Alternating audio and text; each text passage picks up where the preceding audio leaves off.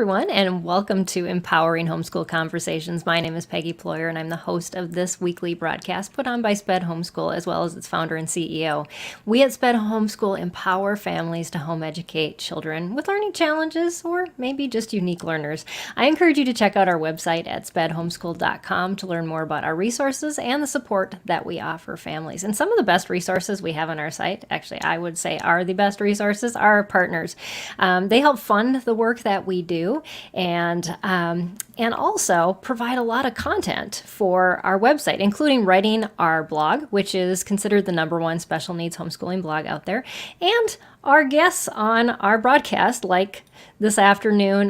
Jonathan Bush is with us from Unbound. Welcome, Jonathan, and thank you so much for being with us today.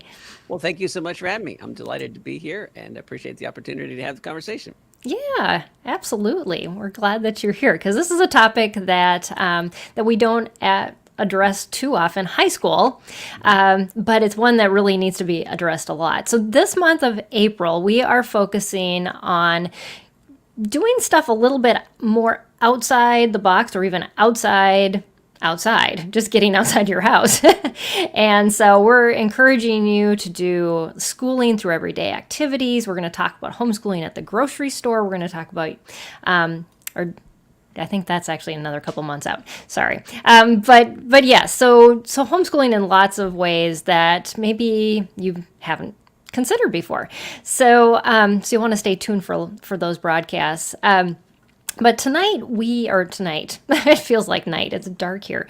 We're going to talk about activity-based learning in high school. And so that's what our focus is on. So if you are joining us live, and I see we have a couple viewers already popping on, share this with a friend that maybe might be interested in this topic and say, jump on with me, because we are live so that you can join us and ask questions, and we'd love for you to do that. If you are watching on Facebook on our page, you can just put a comment down and we'll see it. We can include that in. If you're watching on YouTube, we can also include your comments from there. If you are watching on our Facebook group, I do encourage you to give permissions to StreamYard so that your comments can be shared. Otherwise, we won't be able to see them.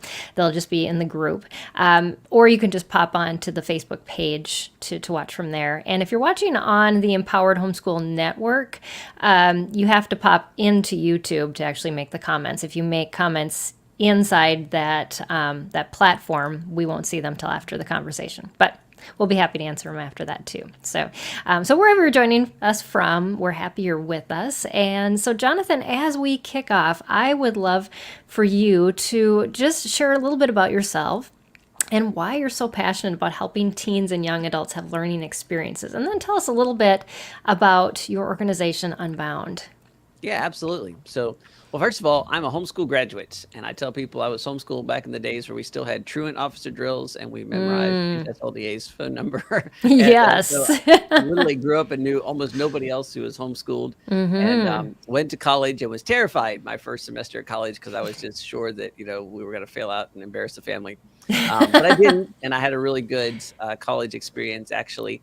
And I graduated magna cum laude, and I don't say that because I'm trying to brag about my grades, but to tell you that I really did maximize my college experience, and I had a great college experience. And the reason I tell you that is to set up what happened next, which is I graduated from college. I graduated with honors. I graduated 4.0 in my major. I'd really maximized the academics.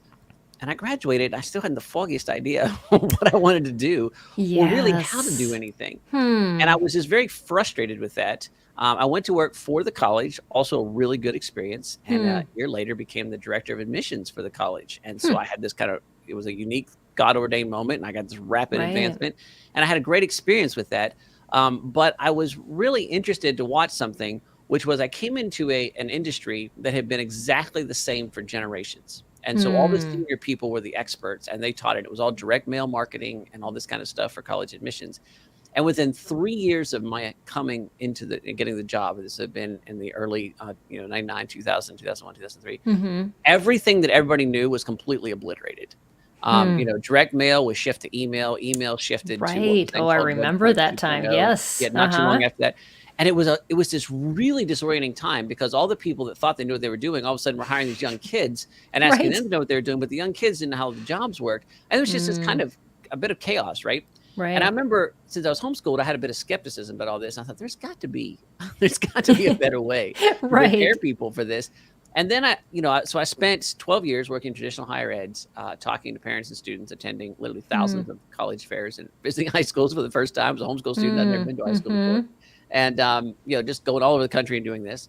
Then I got really frustrated with the debt that was in higher education. And I got really frustrated with the antagonism towards faith. Now, I wasn't Mm. intimidated by people questioning my faith. And in fact, causing me to question my faith a bit. I thought that was part of an educational experience, but Mm. a really mean-spirited agenda to destroy faith seemed to be a little bit beyond the Yeah. pale to me. So I moved over and joined an organization at the time called College Plus, which eventually Hmm. became Unbound, and it's sort of non-traditional higher education. And all that to say is that I watched that, and I guess my passion comes from, first of all, remembering myself, how confused I was. Mm. And secondly, I've just watched so many people be totally stressed out about education and high school and college Mm. and what comes after college. And I think that that's a very wrong-headed approach. Not, I sympathetic people, I understand why people are stressed out. But I Right. think that there is so much opportunity, and this should be a journey of discovery, and it ought to be a Mm. lot of fun. I mean, this is a Oh fun time yeah. of life, and I think it gets Mm-hmm. better after that. I don't think it's the high point of your life, but I think Right. it should be a time of exploration and discovery. And to watch people be continually stressed out and scared during this time has really Mm. fueled my passion to say, hey, I think there's a better way to do this, and I think there's some things that if you know, then you can adapt. Whatever your own situation is, and in some Mm. ways, this is a golden age of education in terms of what you can do. Right. But Yes. people sort of miss it because they're so freaked out about the whole process. So Mm-hmm. anyhow, that's my Yeah. background and why Yeah. I'm so passionate about it. And honestly, I think that if we want to get upstream of the current cultural flood, you got to start with Mm. education. And so Yeah. that makes sense to me as a homeschooler, and I get to continue to do that working with high school and college age students now. And it has been one of the great privileges and excitements of my life. So Yeah, yeah, that is awesome. And yes, the high school years I've found are the most fun yeah, if you embrace it the right way instead correct. of panic through it. So Yeah. tell us a little bit about Unbound then.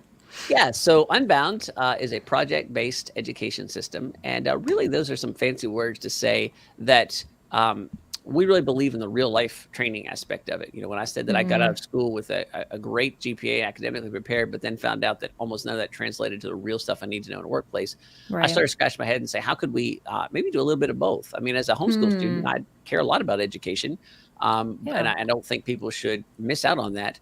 But I do think there's some different ways to do that. So the way I often describe it to people is that, let's assume that first of all, you have some basic level of what I would consider run the world education, right? The things about some of the core subjects to the point that you can figure those things out.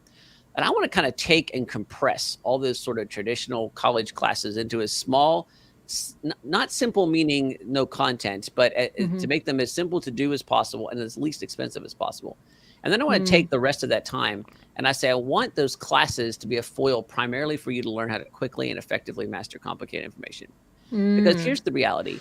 Um, we did live in an answers-based paradigm, which was the most stuff you had in the head, the more advantage you had, because it was hard to get stuff in your head. You had to go to the library, Right. pull the card Yes. catalog, memorize something, right? Mm-hmm. But of course, we don't live in that right now. I mean, Yeah. we're broadcasting over the internet. Everybody's got a Mm-hmm. smartphone. You can get information instantly. And Mm-hmm. so we've really shifted to a questions-based paradigm. It's the people that Mm. can ask the best questions. So rather than the Yes. Oh, classes that's being a good. place that shoves your head full of information, classes ought to be a place that teaches you an effective way to learn, to quickly and Mm. effectively master complicated information. If you can do that, then the real skill comes to how can you apply that? And that's Yeah. going to be best um, learned in real life environments. So Mm-hmm. it's fine for you to take some courses about marketing, but if you really want to learn about marketing, you would market something. It's Yes. fine for you to take some business courses, and there's things to learn there. But if you're really going to learn about business, do that because the world's changing Mm. so quickly that Yeah. anything less than real life exposure is actually slowing you down. Mm-hmm. So Unbound is a That's true. combination of that. We say, hey, we can help you get some classes. We can even help you earn a degree if you want. We can do that for a lot less money. But most importantly, we can combine that with some really powerful skills, leadership skills, relational Mm. skills, Mm-hmm. communication skills, negotiation skills, business skills, those kinds of things that are actually the ones that make a big difference in whatever it is that you're doing. Yeah, yeah, that's you had so many good points in there. I wish I'd have wrote some of them down. But yeah, it is so we have shifted, and it's changing so fast that if you even buy a book on something, it's already Right. changed. Yeah, And I think we absolutely. were talking about this even before, just how to write a blog and make your blog the best, and Right. it's like that's outdated as soon as the person wrote it. Well, and blogs are outdated to some extent, right? I mean, like, Yes. there's Mm-hmm. still a place for them, but, I can remember it was just seemed like yesterday that blogs were the thing to have, and now Mm-hmm. they are part of the mix. But, Right. we're doing Mm-hmm. podcasts and we're doing Instagram and, um, Yeah. heaven have mercy, picked up a TikTok account because that's where students are, right? And so you have to kind Yeah. of We got to look into that. adjust to that, right? Yeah. I was drug a little bit kicking and screaming. I'm now the old person that's having my younger employees say, "This is really where things are." We have to kind of adjust. So, yeah, Right. Yes. The adjusting is hard. When you're a smaller business, it's easier, but as you get to be a bigger business, it gets even more difficult. that's right. So, yes. Well, that's awesome, and it's good for us to remember that the high school years aren't just about that transcript. Absolutely. And so, based on your work, why do you feel learning experiences are imperative for teens and young adults instead of just book study? And do you have any studies or stories to back up your findings? Yeah, here's an example I use quite frequently. I talk to a lot of young people who are interested in marketing, and that makes sense because there's a great need for good marketers, and there's a lot of Mm-hmm. opportunity there, and so it's certainly a growing field, and there's a lot of exciting things going in this. And I have some marketing background, so I can relate to some of Okay. this. Mm-hmm. But let me just give you sort of a practical example here. And this is going to sound really odd, but I would never hire somebody to do marketing who has a marketing degree. And here's the reason for that. In my pretty extensive experience on this, spanning a long time here on a couple different places and hiring for a lot of different reasons, if you have a marketing degree, I can by definition tell you that you spent 4 years learning about a bunch of marketing practices that are no longer up to date. And so now I have to, but you have a degree and you paid good money for that degree. So, Mm-hmm. you're human. So you come out of there thinking that I know something about this. Once Right. you don't, in fact, you're trained badly because it's none of that stuff is really particularly useful anymore. Because schools by and large are still very answers based. So it would be one thing if the school taught you principles of marketing, some of that would be useful, Yeah. but they spend so Mm-hmm. much time going into the details of marketing, they're absolutely obliterated. I mean, look, Instagram just changed their algorithms just a few weeks ago, and we had to completely shift all of our strategies and scramble to figure that out. Like literally, and this is going to happen again in a couple of weeks, and this is going to happen a couple of weeks from now. And like, Right. it happens on an almost daily, if not weekly basis. Mm-hmm. And so, if you tell me, well, you have a degree in marketing, great. You spent 4 years learning outdated material that you think that I'm going to have to unlearn from you before I can do anything. Mm-hmm. Yeah. Now, so let's contrast that to something else. If I have a kid who says they have a certificate in Instagram marketing, I've never heard of that certificate before, but I go look it up on LinkedIn and it says, oh yeah, this such and such situation, such a program issues these certificates. They look fairly legit. But I say, okay, well, who has these certificates? And I click on even as little as 5 businesses who say, I hired a student with that certificate and they were great Instagram marketers. And I look and those 5 businesses look like they're real businesses, even if I've never heard of them before. That's incredibly valuable to me. I'm like, okay, well, that kid has a certificate that says they know something about Instagram marketing that other businesses think that they know about marketing. I'll hire that person. But the catch on that is that I'm expecting that person to have real practical knowledge of Instagram. Like they've actually done, it's not that they've studied. I want them to study about this much and I want them to have done this much, right? I want them to have spent a lot of time Right. actually doing it because it changes so fast. And Mm-hmm. so I use it as an example just to say that there's a lot of things like that in the world. And so we talk about principles and perspective. There are educational principles that are really important, and you need to know sort of the ground level stuff about how things work. Yeah. Perspective is kind of your viewpoint on how that works. And that means, getting a perspective on that principle and seeing it and then being able to apply it. Well, all that application stuff, that's really hands-on stuff. That's life stuff. That's the Yeah. ability to get in and fail. And look, when we live in a world where technology disrupts things so quickly, we're Yeah. constantly in a state where we have to, apply new information to new problems, right? Mm-hmm. That is a process that involves failure. Failure Yeah. is normal in real life. Failure Mm-hmm. is fatal in academic life. And so the only place you can Yes. go where you can't fail is if you become a professor and work in the Ivy League. And I don't Right. mean that in a Mm-hmm. nasty way. I'm just saying that, you're 4.0 the whole way through, you're 4.0 through college, you go get your master's program, you get high grades there, you get your PhD, and then you teach classes. No Mm-hmm. place else in life is there a situation where failing a class is going to be catastrophic. We Mm. fail constantly. I failed Right. yesterday at my job. I'll fail tomorrow at my Mm-hmm. job. And learning from that is the process. That real life Exactly. thing only happens in real life. It's Yeah. tough to fake it in some sort of classroom setting.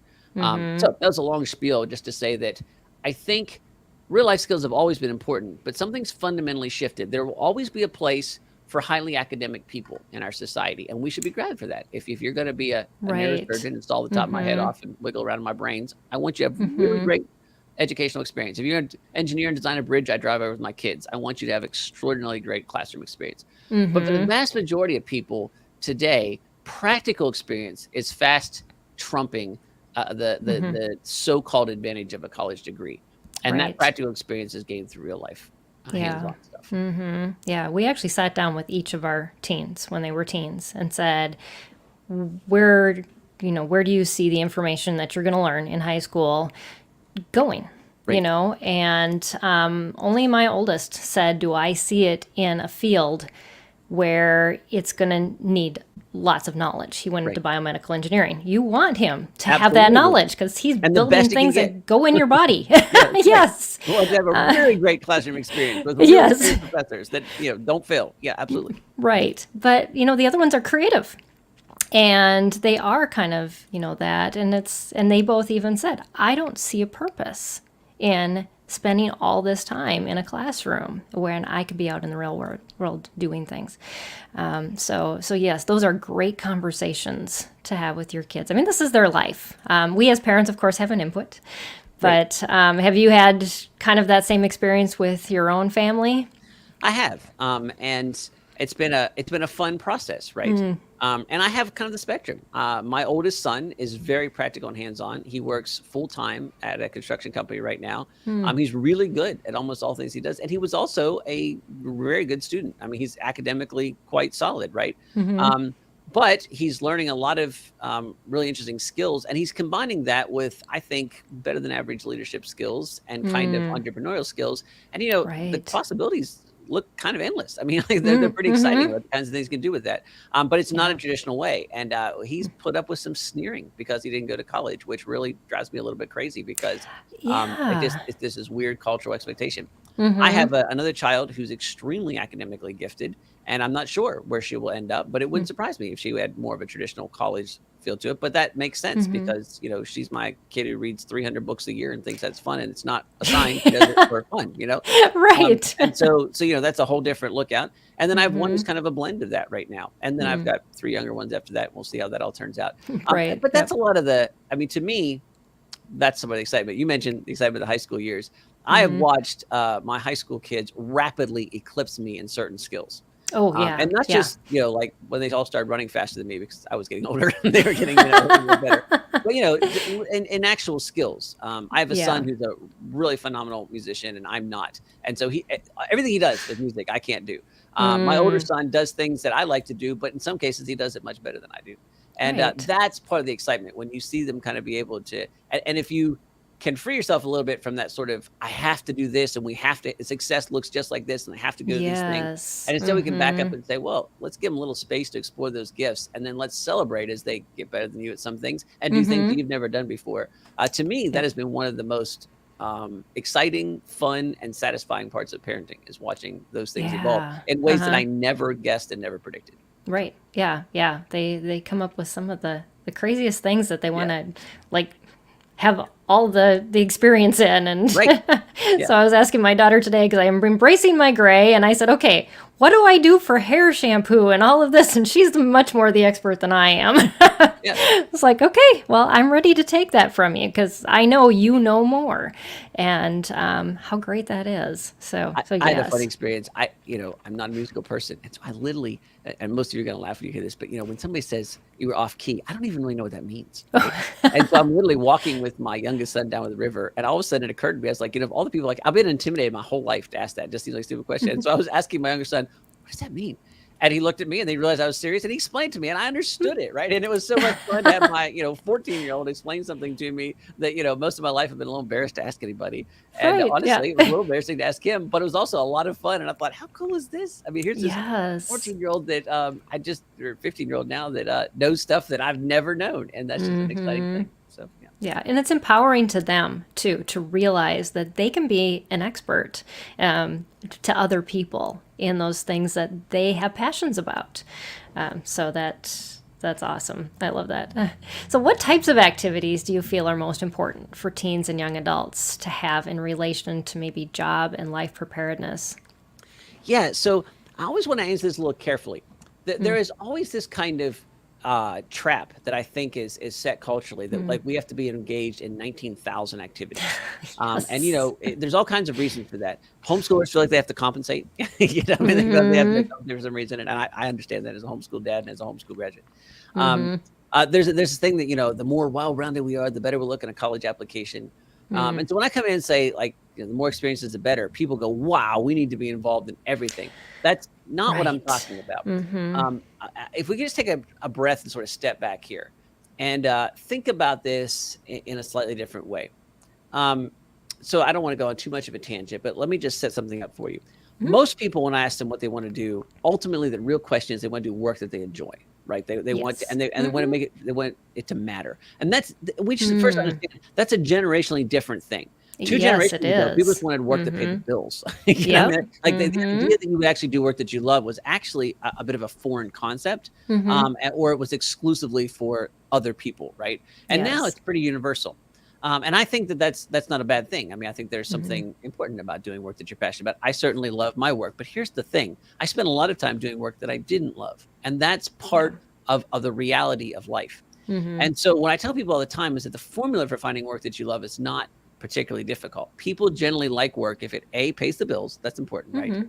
But that they have a level of autonomy, they can make their own decisions about what's happening, and they think it makes a difference in the world. Okay. Mm-hmm. Well, you trade skill for autonomy, and you trade experience for work that makes a difference in the world. Hmm. And here's the kind of catch: it's not unusual for it to take 10 plus years to be able to build enough skill and enough autonomy to trade it for work that you love. Now, if Mm. we sort of understood that on the front end, now let me That's really revisit good. this Mm-hmm. activity thing and say, any activity that gains experience and builds skill is an important activity. And you Mm. don't know what skill you need yet, and you're not sure what experience you need yet. So shoot for as many as you can comfortably do, but not in some sort of like pad my resume thing, more Right. as a genuine curiosity thing. Where are you interested and what can you continue to lean into? And let's be a little aggressive here, not to do everything, but to lean in and to build as much skill and experience as possible. And if I tell you that and you understand that doing so will allow you to trade that for work that you love down the road, and the earlier you start, the sooner you'll get there.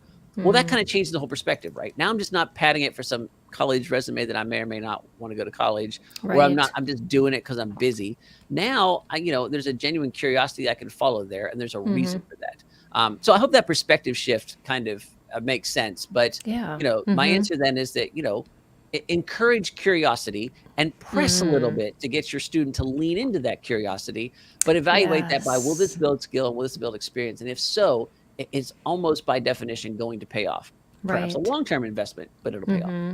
Yeah. Sometimes, like they'll have a passion or an interest, and then you've got to give them as a parent because you understand maybe a little bit more about that field of work or just what's going on in that industry and say, well, have you considered, Right. doing this? Or these are like maybe entry level things that you might be able to volunteer with or to help out. And Well, that yeah. kind of first step thing, I'll tell you what I see a lot of. People will often say, and this makes sense, right? When you ask students what they want to do, they'll pick whatever is cool on TV right now, right? I mean, or what gives them the most social capital to say. So, Hmm. throughout my career, people want to be doctors, they want to be attorneys, and they want to be marine biologists, and they want to be Mm. marine biologists because they want to swim with dolphins and get paid for it, right? I mean, like Right. and yeah, I wouldn't mind getting paid to swim with dolphins either, although I don't know there's a huge market for that. And so, There isn't. Yes. so there's a little bit of a disconnect there. Or they want to race mountain bikes, they want to be a singer, right? And it makes Hmm. sense. If you're 17 and you really don't know much about the world, those, Hmm. whatever you do that's cool, because people, well-meaning people say, follow your passion, which I think is absolutely horrible advice. And so they go, well, I'm passionate about riding bikes. And so they Right. say that, right? And so we get this kind of diversion where people think that they have to do something that's cool in Hmm. order to, end up with work that they love. Um, Right. and so I Hmm. think that there's a level here where we can kind of encourage and say, well, lean into this a little bit. And so here's an example I see a lot. I want to be a medical doctor. Well, that's a cool thing to say, especially if you're a good student and it sounds powerful and it sounds like you're helping people. And then I said, well, that's like an 8-year process and it's a Hmm. ton and ton of money. And so that's Right. great. We need great medical doctors. And so you should definitely do that. But I'm wondering if you would test that. So they said, well, I'm a shadow a doctor. No, don't shadow a doctor. Will you volunteer for rescue squad? Because, as a Mm-hmm. pretty young kid, you can be out actually saving somebody's life with all of the Right. dirtiness and nastiness that comes with that, right? And a kid Mm-hmm. says, I don't really want to do that. And I'll say, well, then maybe you should rethink about where we go. In other words, that's where, Mm-hmm. not being cruel, but I'll bring a little perspective. And so I think an adults can often say, well, Right. let me help you think what the next step would be for that.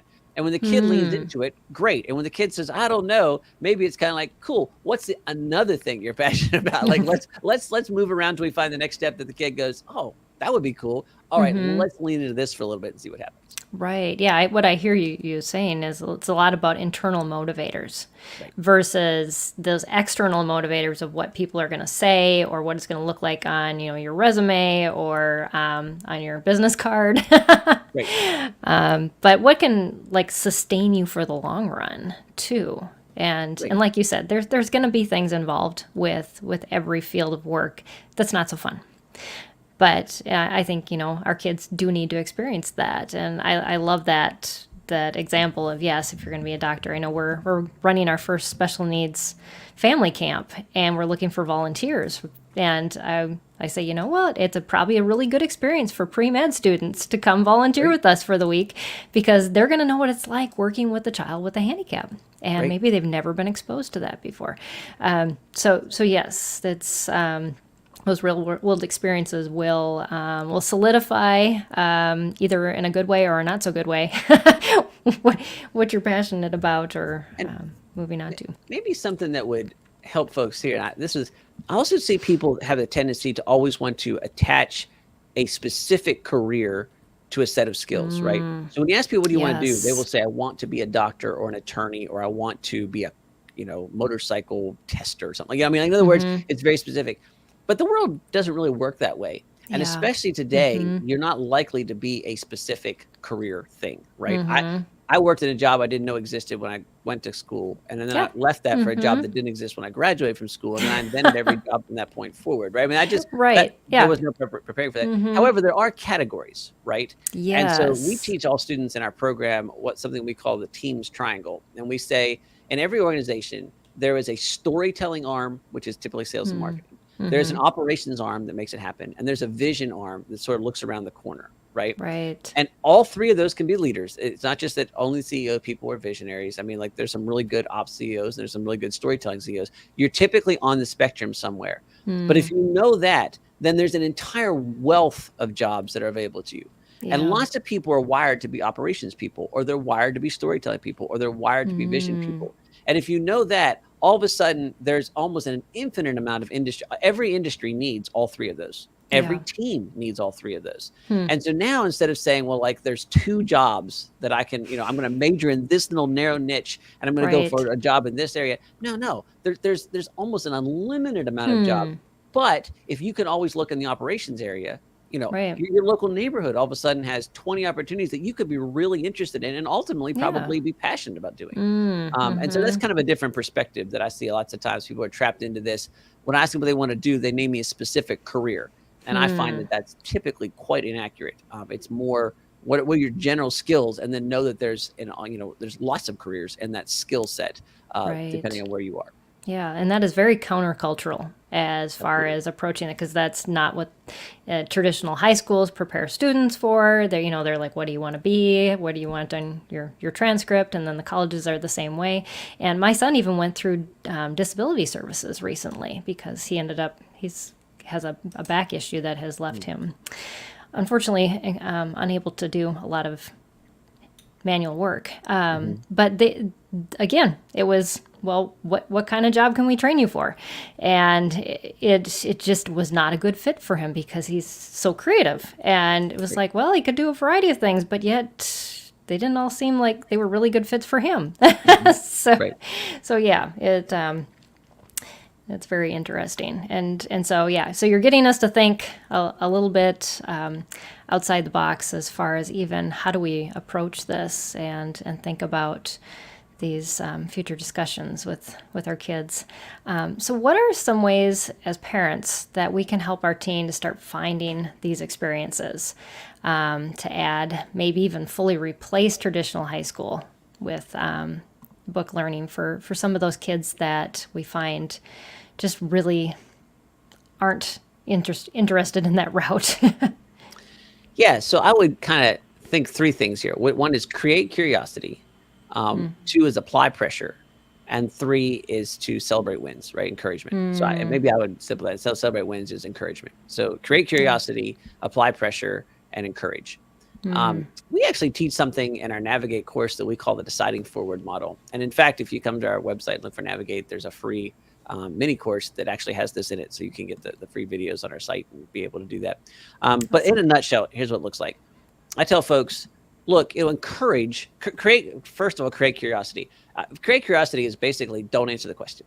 You know what I mean? Like, eliminate as much technology as possible. And maybe another way to say create curiosity is increase boredom. You know what I mean? It's Right. Yes. places for your kid to be bored. And so then that encourages curiosity, and then say, hey, I want you to set a goal, and I don't care what the goal is. I don't care how big it is. In fact, smaller is better. Right. And then I just want you to think with me, what's the next step in that goal? And then I want you to move towards that. And then I want you to evaluate, and I want to tell me, how we're doing.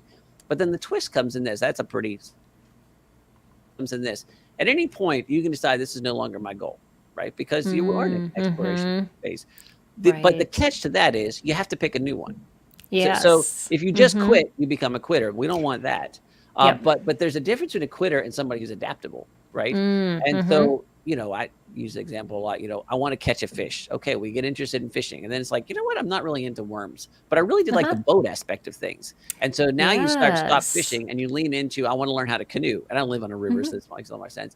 And you canoe a little bit and you're like, yeah, but the sunburn's not so cool. But the canoe didn't work the way I wanted it to. And so I'd like to learn how to build these canoes. And then you start building canoes and you say, well, actually it's furniture, it's woodworking.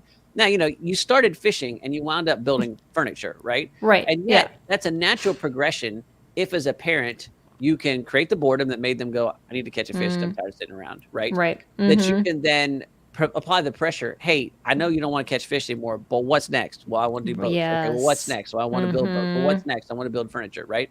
And then if you encourage, that's an excellent canoe. I know it's twisted and looks like looks more like a rowboat, but like I really appreciate the effort, or that was really exciting, or I've never been able to do anything like that, or boy, come over here, look at this, everybody. This is what just got made. That kind of encouragement people just flower under, and then be willing to see where it goes. And don't get so worried about like, well, my kid's going to build boats for a living. Maybe. I mean, there's a market for that. But think about all the transferable skills that comes to the kid that's able to do that, right? Yes, and all exactly. three of them. They can be a visionary who's always looking for the new, better boat to build. They can be a storyteller who always wants to tell people how building boats can change their life. Or they can be an ops person who figures out how to streamline building a boat the same way multiple times, right? But all of those skills, while they may actually help them make a living in building boats, they all transfer in any industry, right? And any industry will want somebody who can tell somebody how their product works, or see what's coming down and improve upon it, or optimize the efficiency of their product line. And so don't underestimate the transferable skill that comes in that process. But, that's not difficult. And it just requires you to be engaged as a parent, but, create the space for the boredom, create curiosity, apply the pressure. Hey, you got to show me what's next. Tell me what's next. Okay, you can change your mind, but what are you doing next? And then encourage. I think you can be really excited about it. It's a fun adventure to see what happens next. It really is. And I love that you're emphasizing, not having to force the child or teen to stick to something that they're totally bored with. And I think as parents, we start to panic because we're like, oh, well, that should be on the transcript. And I heard this, and I just want to tell you parents, whatever your child does, write it down, because eventually you'll see categories. And those categories, if you've tracked the hours, you can make courses, and those can go on the transcript. It is actually that simple. But it's not to interrupt, but it's worth asking: do you need the transcript? I mean, right? If you're going to college, absolutely, and don't shirk on that, right? Okay, I'm not, and that's fine. There's people, but of course, my bias is going to show here. I really think at least 80% of anybody who's listening to this, their students should not go to college. And I don't mean they shouldn't get a degree. I just don't think they should go to traditional college. And so, for example, Unbound can help your student get college degree, a fully accredited bachelor's degree, but I'm never going to be asked to see a transcript. Mm-hmm. And by the time you get to the actual college that grants a degree, you'll have such a built transcript full of college credits that they won't care about the high school transcript either. And so, Yes. you know, Mm-hmm. and the reason there is not to say don't do these things. It's just to say, if you're doing your entire educational process on how to build that transcript, Mm-hmm. just be aware that it may not be necessary at all. And so, Yes. it's fine to do whatever you're doing and then document it. I think that's excellent advice, no Mm-hmm. matter what you do, right? Yeah. But just be Mm-hmm. careful you don't get in the transcript trapped, which is, well, I have to do this Exactly. because it has to be in the transcript. Well, Mm-hmm. I never showed anybody my transcript. And so far, I've been able to support a family, make my way in the world, and been okay. So, Yes. Yeah. Yeah. And it's been kind of the same with our kids too. My oldest didn't even think he was going to go to college, but I did keep track of things, and it was good because then he eventually did. right. But yet he went to community college. He only needed that transcript to get in there, and then when he transferred to the regular university, they didn't care anything about his high school transcript. All they wanted to see is what he'd already done for coursework at the previous school. And honestly, the community college, all they're looking at is just to check a couple quick boxes. Did they take history? Exactly. Did they take English? Did they take math? And did they take science? Right. Right. And honestly, I mean, you want to be very careful that you're not dishonest here. But you ought to be covering those boxes. I mean, like no matter what kind of educational process you're doing, Right. but don't get so tied up in like I have to be able to document the exact amount of time they spent in the textbook. Did they learn how to write? Yes. Do they learn how to read? Yes. Do they have a general concept of history? Yes. And more importantly, did you teach them how to quickly and effectively master complicated information? Which is just fancy speak for did you teach them how to learn? Yes. Right. They'll do great Yes. at college. They will do great. Yes. And yeah, because most students that they're going to be next to were prepared to memorize information and then spit it Right. out versus how to learn. And of course, if you've got the medical biology, I mean, the I'm sorry, whatever you said your son, bioengineer that your son is, I mean, like for those of you who have the really academically gifted kids who are going to go into really competitive schools, different set of rules here, right? Then you have to be Yes. much more careful and it's much more competitive. So it's not that there's not a place for that. It's just that I see 99% of parents thinking that's their situation, when in reality, it's 1% of Yes. people that actually have to worry about that. You probably already know that because your kid's been doing really crazy academic stuff from the beginning, right? And so for the rest of us, there's a lot of pressure we can relieve because it's just simply not necessary. Yeah. Yeah. Well, you've just relieved me because I've been kind of anxious about writing my daughter's transcript. She graduates this year, and I know she had enough credits to graduate 2 years ago, but I just didn't think she was ready. And so I've been just kind of encouraging her, doing the same thing that you said. She wanted to write a sewing curriculum, and ended up that didn't go, and now she's looking into being a tattoo artist, but she's working almost full time and getting so many practical skills that I don't feel like she's fallen behind. It's just very complicated to track, but definitely the progress is there. One quick short circuit for that is, go to your local high school and, just go on their website and find out what a college-bound transcript looks like.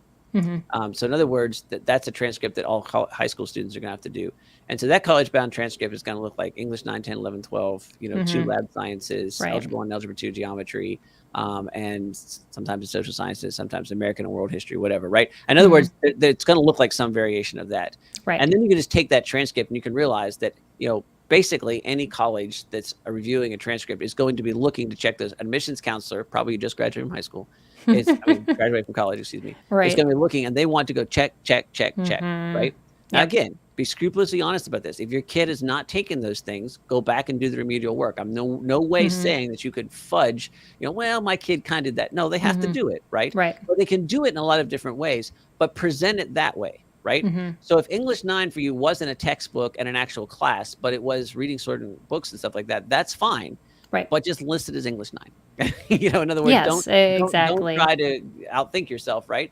Be honest, but and then if you set it up that way, so that way you get a quick scorecard, like, oh, we need to cover these things, and then if you need to go back and fill some things, do so, right? That's a good point. Then present them correctly and be able to back up all this stuff. What did you do for English 9? This is what we did, right? Right. If somebody asks, they're almost never going to ask, but if they do, and just to be honest, you want to do that stuff, and then create your transcript from that. So that might be an easy way to kind of like, if you're looking for the measuring stick, Right. whatever the college-bound curriculum is for your local high schools, make sure your transcript honestly covered that. Yeah. In whatever way made sense for you. Yeah, I think the only snafu we ran into with the transcript getting into the community college even was how many years prior had he taken like sciences and Hmm. before, Right. the college science because they didn't want too large of a gap. Right. But I think other than that, it really was nothing. So yeah, And it's even those gaps, you can take one-off oh, classes then from yes, community college. you can do a remedial class to catch Yep. up or whatever, and so yeah, it's all workable. And so we panic sometimes a lot about the things that we think are going to just be the end of everything, and really they're not. So thanks for reminding us of that. And that was kind of it leads into the next question I have is speaking towards the fears that many of us have about approaching high school from this non-traditional perspective. Yeah. Yeah. So look, we're not immune to this either, right? We have a young, a tiny baby, foster baby that we're taking care of that has upended our life, and it has been a tremendous blessing. But let's just say that school has not been nearly as efficient as it has been for our younger kids. And my wife and I are just having this conversation, like, oh my goodness, are we failing? This kid that we've, all of a sudden we're doing this and not this and all these things. I mean, Right. so Yeah. all that to say is that I'm not immune to these concerns as well, and understand very much people that feel like I'm missing something. So what I want to do though is that we have to always kind of back up. And there's a speaker and an author by the name of Andy Andrews, and he has a saying that I don't know if it's original to him, but I've heard it from him first, so I always credit him. He says, "You're not trying to raise great kids. You're trying to raise great adults." Yes. And so maybe back up and say, what is your definition of a great adult? Because my definition of a great adult is somebody who's independent and who is able to provide for him or herself and their family, and loves God, loves their neighbor, and carries that out in their life. Yeah. And that can look a whole lot of different ways, right? And it's going to look as individual as each person, but that's really what I'm shooting for.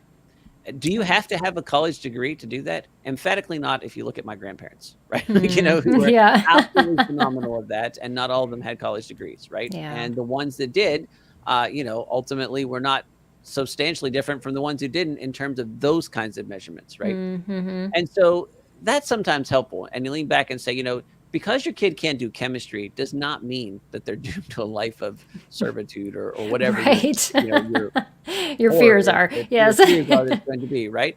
It's much more about whether your kid is a good person and understands the big questions in life and can Right. ask and answer them and has that context and all those things. And that you are uniquely equipped and better at than anybody else in the world because you're your kid's parent, right? Right. Nobody else can teach those things as well as you can. So it's kind of like that, don't miss the really important stuff for the really minor stuff. And no Yeah. matter how much it feels like some academic classes, the major stuff, it's not really, it's the minor stuff. There's Yeah. never been a time where it's easier for people to learn things. There's never been a time where it's easier to go back and readjust. If you don't go to Yeah. college right away, it's never been a time when it's easier to go back and get that degree. I Exactly. think that we're beginning to enter a really significant age where a college degree will not matter. And so for most people, that's just not going to be a deciding factor. And in fact, it could be a hindrance into some of their advancement, right? And Right. so that's not to say that to intimidate anybody. It's just to say that there's lots of adjustments that you can make here. And if you ultimately will focus on those more important things about character and big questions and context and all those things for your kids, Yeah. don't neglect those others, but don't be worried if you're not as good in some of those things. And don't think that that's unusual. I went to high school, Right. and the first Yes. time I went to high school was at college admissions counselor. I called my mom from the payphone, because it was that long ago, and said, they were worried about my socialization. Like, You're right. you can't believe the kind of craziness I saw in this high school, right? I mean, like, everybody knows kids who graduate from high school that are absolutely functionally, unable to do certain things, right? In other words, it's not a magic system. It's not like Yeah. you put them through high school and all these things magically happen. High schools have weaknesses. They have teachers that don't teach stuff well. They have Right. classes that kids don't get the best out of. And yet good kids with good parenting overcome those shortcomings, right? They will in your Yes. situation too. You're not unique in that sense. Yeah. But the one thing that nobody else can do is teach them those character questions, those big questions about life, what it means to be an adult, and you're uniquely equipped to do that. So if Right. you can focus on that, it's not that you can ignore the rest of it, but then they fade a little bit and they resume their proper place in terms of priorities. So, Yes. And two, if they're seeing us being fearful, they're going to copy that fear great. and bring that into their future and say, well, I'm just not good enough, or I haven't done enough. And this is what my parents are teaching me. And so Great. therefore, this is who I am, and all the obstacles I have, when they end up being not obstacles at all. So yes, well, There's, you know, people are always, I mean, first of all, I hear people say, well, there's so much uncertainty in the world today. Yep. And there will be next year. And there was 5 years ago. And I remember when it was really uncertain when the first Gulf War came around, and it was really uncertain when the second time around. So, in other words, that's the one thing that's certain, that there will be uncertainty. right. And so let's be careful that we don't let that become fearful, right? I mean, there is always challenges, but like, here's my perspective on this. We're not, as a believer, I'm not here accidentally. God put me in this time and in this place, this physical location, the state and town Right. where I live, the house that I'm currently sitting in, with this family, with these challenges, with this community, with these kinds of big problems in the world. Those are my problems. God put me here for a reason to deal with them. Yeah. In some ways, I'm really glad I'm not in some other places, right? I mean, there's always a worse time of history. COVID was rough. It's nothing compared to the Black Death. You know what I mean? Right. Wars in Ukraine are scary. It's nothing like World War II and my grandparents went through, right? And so, there's easier things, and yet there's still hard things. Yeah. So the harder it is, the more we should think, wow, God thought a lot of you. This is your mission. This is your time. Right. And it's still an exciting, interesting, fascinating world with blessings, and it's still broken and fallen, because that's the kind of world we live in. And so it's got challenges, and that means that there's work to do, and there's a story for you to live, and you've got a really big part in it. God put you there and made you a son of God, right? I mean, so made in his image. And so all those things I think get very exciting, and we should not lose sight of those as we, in comparison, what you major in is not that big of a deal, Yeah. and in comparison, yes, it's challenging. It's always going to be challenging. Right. And so don't miss the blessings that come with the challenge, and don't think that our challenge are particularly unique. Every generation has them. They're unique in that, but the challenge itself is not unique.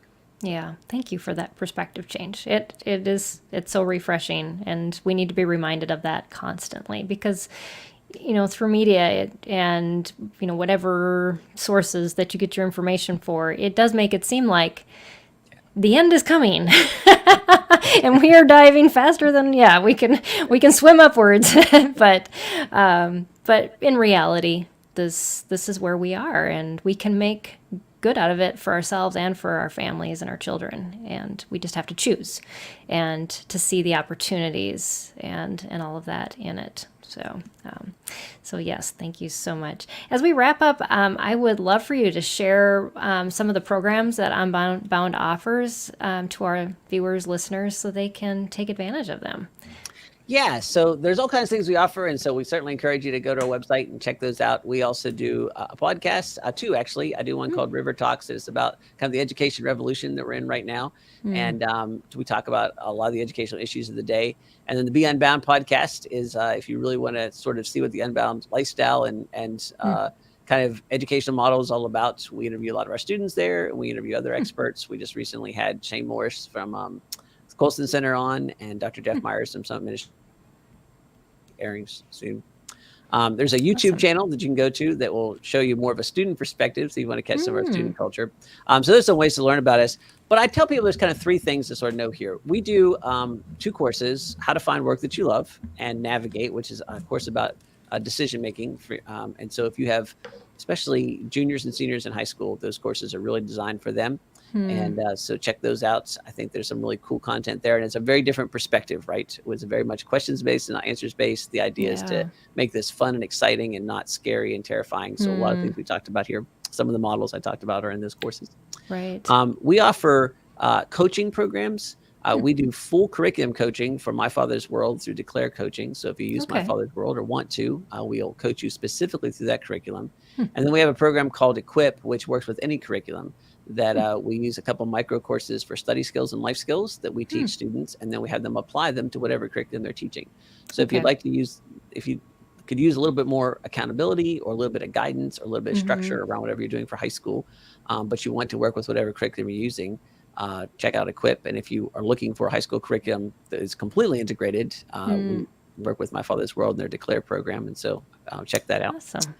And then finally, we run Ascend, which is our post-high school, or in some cases, we have seniors and juniors in high school that start early. But it is our full certification and degree program. So you can earn certifications. You can earn a full degree. You can go anywhere in between those. You can transfer to colleges eventually, or you can complete the entire process through us. Those who choose the degree will graduate with a fully accredited bachelor's degree for much less than you would anywhere else. Those who just do the program will come up with a couple of things. The educational part is sort of self-evident. You have a degree, you have a really powerful certificate, and really good training that goes with that. What people don't understand is that it can happen anywhere, so you can remain embedded in your local community. But we have 3 live events, which we fly students to. And so you'll have really intense live experiences. And so you join a network of students who are really outside the box thinkers. And I tell people it's a network that really rivals the service academies like West Point and Annapolis. My son and a friend of his who we met through the program backpacked for the West last June. They left Virginia, went up through Washington, the Dakotas and Washington, down through California, back through Colorado. We're gone a little over a month. And except they were either on backcountry permits or they stayed with Unbound students the whole way through. When they broke down outside of Yellowstone, they called an Unbound student they'd never met before who offered to fix their car, tow their car for free, and host them. And ultimately called a cousin of his from his birthday party to answer their questions on the phone so they could fix their car alongside the road. So you're joining 10,000 alumni and current students, and you get a really powerful network that honestly pays dividends for life. I have past graduates call me almost every week and say, I have open positions. I'll hire anybody you send me. So that's what Unbound does, and would be delighted to talk to you about any of those things. Enrollment's open for the 2 classes I mentioned earlier and the coaching program. And maybe the easiest thing to do is if you'd like to go to the website, you can schedule a free consultation with us, and we'll help walk you through any of those things and show you how we can help you. Awesome. Yeah. And if you're listening and you don't see the screen, it's beunbound.us. So that is the website you can go to. That's awesome. And such a needed resource in the mix of all these post high school, college programs. It's refreshing to hear the work that you're doing and all of the ways that students who are just not created for that traditional route have an opportunity within a community where I think in the past it's been, just go out and do what you can do. But to have that support and a knowledge base of other people and people with experiences that have maybe walked that road a little bit ahead of you, families, that just provides all the more encouragement. So thank you for doing that and just for your passion to help students in that area. Well, thanks for having me on. It was a pleasure talking to you and sharing with your audience. And thank you for all the exciting work that you do in the homeschool community, filling a really important role. And so it's exciting to know that you're doing the work that you do and how much you support and help folks who really need that extra support and help to make a significant difference, and then bring students with some really unique gifts and enable them to be successful. I think that's super exciting. So thank you. Oh, you are welcome. It is truly a passion of mine. Great. And God does provide. So that's those two mixed together. We call success. Yes, right. Exactly. So, and I want to thank our viewers. You were kind of quiet today, but that's okay. We understand a lot of you sometimes just pop us on while you're eating your lunch with your kids, and we appreciate you however you join us, whether it's live on the recorded session or downloaded to your phone from our podcast. So thank you for joining us. And just to let you know that this episode was brought to you by viewers like you. So if you'd like to make a tax-deductible donation to SPED Homeschool, you can visit our website at spedhomeschool.com to keep all of our services running, and we appreciate that. So make sure to join us next week. We're going to talk about using apps for your homeschool and how you can, of course, those apps are on your phone. So if you're on the go and you needed some learning things to do, maybe it's as simple as opening an app on your phone and accessing that. So we're going to cover that next week. And also just know that our camp registrations are open. We have only 5 families registered so far. So that means we have 15 family spots still open. So if you're going, I think I might want to go on a family retreat, just know that we will have buddies for every one of your children if you come. It is a week of respite and refreshment and renewal. And we've partnered with the Ministry of Johnny and Friends to offer this retreat for homeschool families, and we'll be in Minnesota this year. So we hope that you can join us. So thanks again, Jonathan. I appreciate all your sharing and your time. And thank you all for joining us live. We'll see you again next week, right here, same time, same place. Until then, God bless and have a great week. Bye, everyone.